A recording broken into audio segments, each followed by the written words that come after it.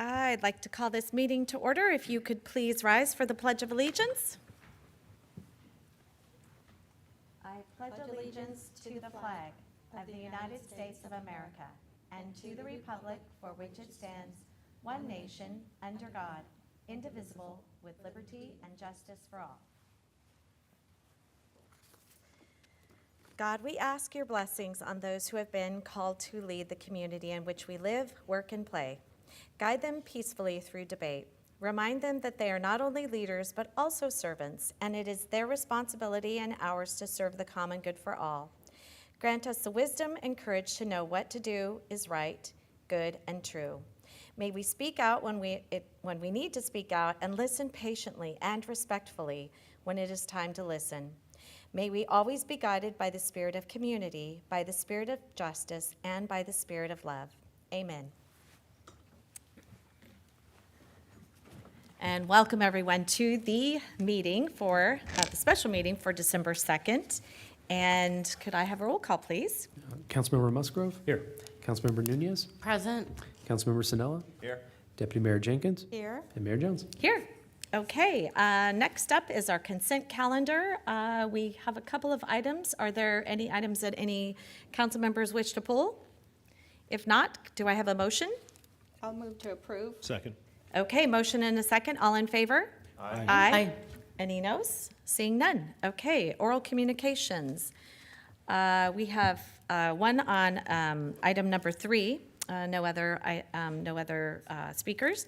So moving on to our ordinances. That would be consideration of an interim urgency ordinance imposing a temporary citywide moratorium on the conversion or change of any mobile home park existing in the city from a park occupied primarily or exclusively by residents aged 55 years or older to a mobile home park allowing residents of all ages and declaring the urgency thereof to take effect immediately. Do we have a staff presentation? Yes, Madam Mayor. Deputy City Attorney Jacqueline Paterno will be presenting on this item. I may weigh in just because I can't help myself. Thank you, Helen. Well, this matter began when Lakeview residents alerted our offices and city staff that the park may be changed from a senior park to an all-ages park. Currently, Lakeview requires at least one occupant in every unit to be 55 years or older, and any other resident within the unit must be at least 40 years or older. That's the current status quo. However, Lakeview is updating its rules and regulations for the first time since 1995, and a new provision relating to the age restrictions was included.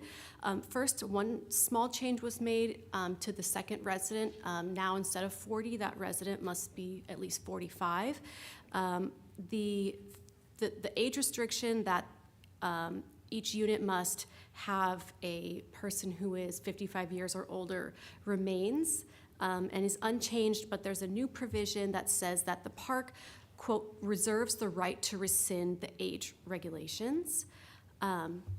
This was the purpose and the intent of this provision was not immediately clear to us. We do know that no change is immediately being made. Doesn't make changes to the age restrictions right now, but the wording does make intentions and timing unclear about what policies might come in the future. This is additionally, I guess it's relevant to the actual policy of whether or not the park would be for older persons, a senior park only, but also in terms of the notice requirements. Park owners have statutory notice requirements when making rule changes. When they do make a rule change, they must notice residents 6 months before that rule will become effective. The inclusion of this provision alerted us that there may be a belief by park ownership that the notice they gave for the rules and regulations could serve as notice for any change to the age restriction. But they don't make a change to the age restriction, they simply reserve the right to do so in the future. It's our belief that if there is an actual change to the age restriction, that another 6-month notice would be required.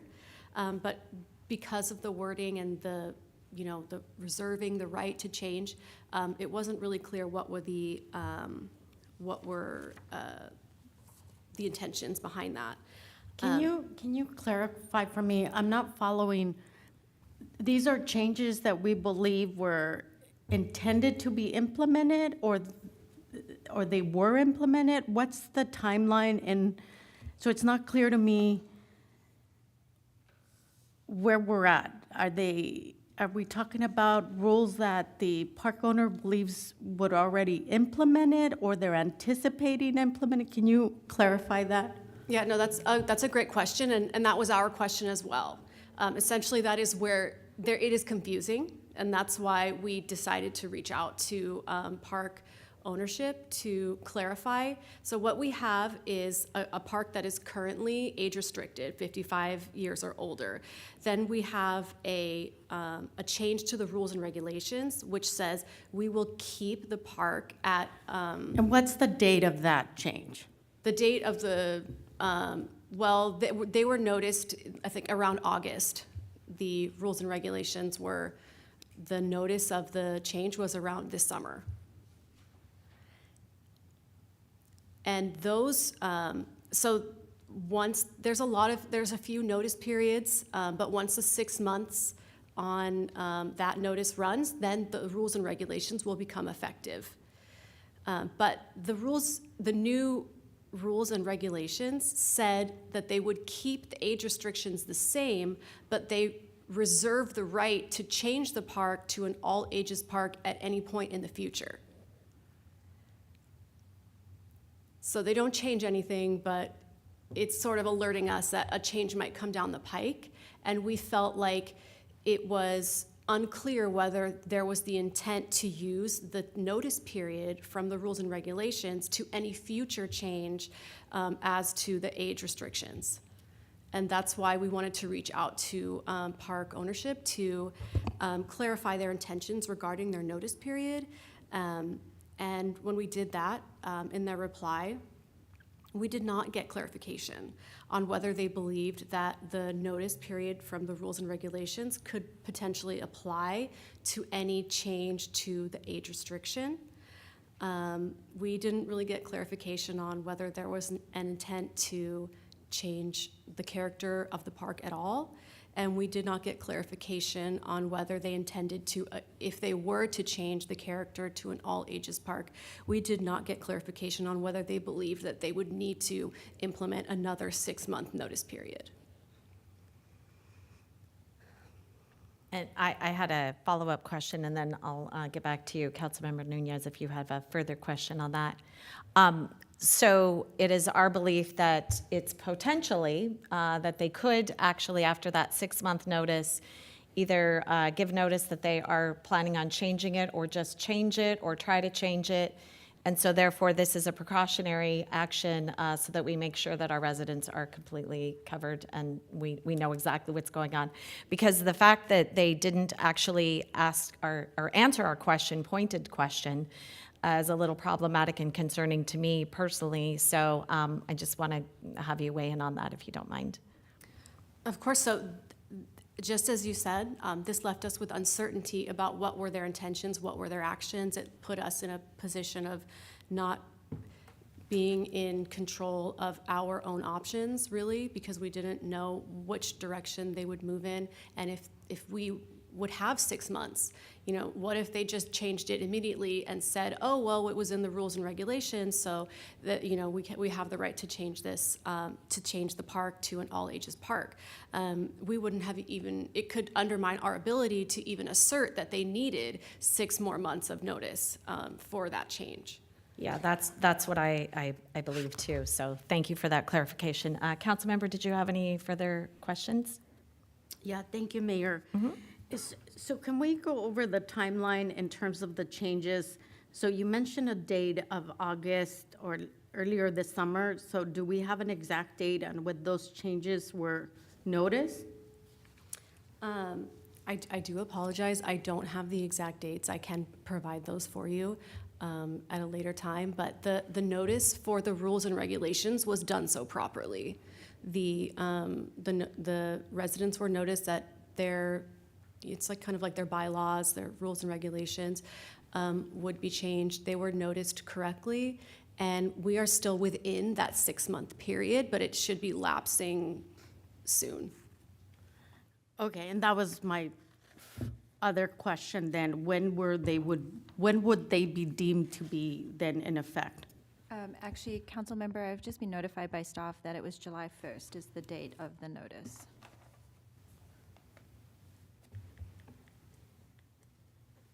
So what does that mean then for the action that we're taking today? What we're trying to do is avoid the potential for them to pull the trigger in January and essentially assert that they have the ability to transfer or change the character of the park to an all-ages park because they had provided notice of its reservation of rights to do so. The old rules said it was an age-restricted park. The new rules say it's an age-restricted park, but we reserve the right. So the question was whether, as the Deputy City Attorney has noted, whether that notice period was effective for the further change, or would they have to go through it again? We asked them to clarify. They declined to do so in quite vehement terms, and they did not provide us with the clarification that we had requested. If they had provided the clarification and said that the park owner would, in fact, provide additional notice, the urgency would have been quite diminished, and there's a potential that things could have been done in due course. Without that clarification, there is an urgency, we believe, that compelled us to bring before the City Council the urgency ordinance to essentially preserve the status quo while the city evaluates a potential zoning change, and quite frankly, to try to make sense of the correspondence that was sent back to us by counsel for the park owner. It wasn't terribly clear. There is an assertion that the overturning of the Chevron case by the Supreme Court, which essentially negates administrative regulations and puts things in the hands of the courts, somehow it will have some sort of effect on the ability to impose zoning restrictions or requirements that pertain to protections for senior citizens. So while we try to parse that out, we don't have time to do that within the period of time where the rules could potentially arguably become effective. We are therefore asking the City Council to provide the cushion of the urgency ordinance, and then which will likely be brought forward also for renewal because it lasts only 45 days and we have the holidays in between, so that the city can actually evaluate the zoning issues and evaluate the arguments that I anticipate are coming from the park owner, which are takings related arguments as they have raised before with respect to rent control itself. So we do believe that it merits additional time and study, but what we would like to do is preserve the protections in place for senior citizens and protect their housing during that interim period. Thank you for that. That's really helpful for me in terms of our timeline. I do have one follow-up question, one procedural question in terms of notice for all the residents and notice for the park owner. It's not quite clear to me what's been published on our agenda and what the park owner received notice of in terms of the action that we're taking today. This has been done under a paragraph of Government Code Section 65858, which does not require notice.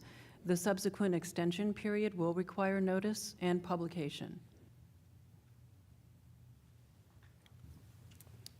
Thank you for that. Thank you, Councilmember. I did have a follow-up question of something that you had stated, Mrs. Peak. I just want to clarify this. So you said that the zoning is considered administrative. However, we do have the rent control ordinance that was voted on by the residents of the city. So I'm just kind of curious how those two can fit together because, I mean, Well, zoning is actually a legislative act. Correct. But somehow Mr. Dowdell is we believe, asserting, at least in part, that the overruling of a case that relates to administrative regulations somehow affects the city's ability to legislatively impose zoning requirements on properties, which the city council does on a fairly regular basis. So that, we believe, bears some, it should be considered and evaluated. And unfortunately, that does take time because the cases are pretty big lifts. They're constitutional in nature, always a fun read, but they do take time. So what we're asking for is just to preserve the status quo until we can, and likely we will come back to you for at least one extension because the initial 45-day period, which is all you can get without the notice, is likely to be insufficient given the intervening holidays. And the other extension that would be available is 10 months and some days, and then with a potential for one further extension after that. We're hopeful that we can get it done within the initial extension, but at this point, we're just not sure.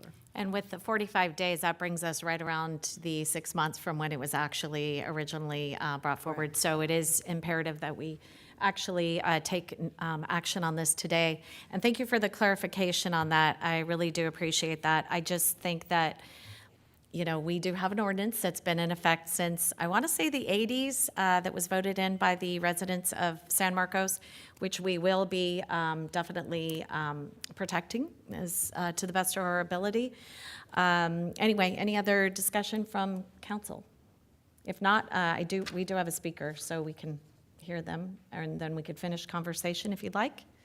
Yes? Okay. All right. John Mosher, please come on down. Welcome.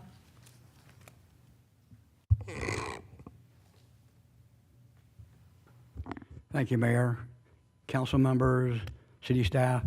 Thank you for expediting this and looking at the seriousness of what the residents of Lakeview are facing. I know their concern was they have a 92-year-old owner, and why change the rules, 30 years in the making and put this clause in there. It's also something I want to say thank you from senior citizens to, if we could get this kind of help to where we know that our communities that we have existing, we won't lose those, and we'll have that available housing for seniors from now and in the future. So I want to thank you for what you're doing and taking care of us.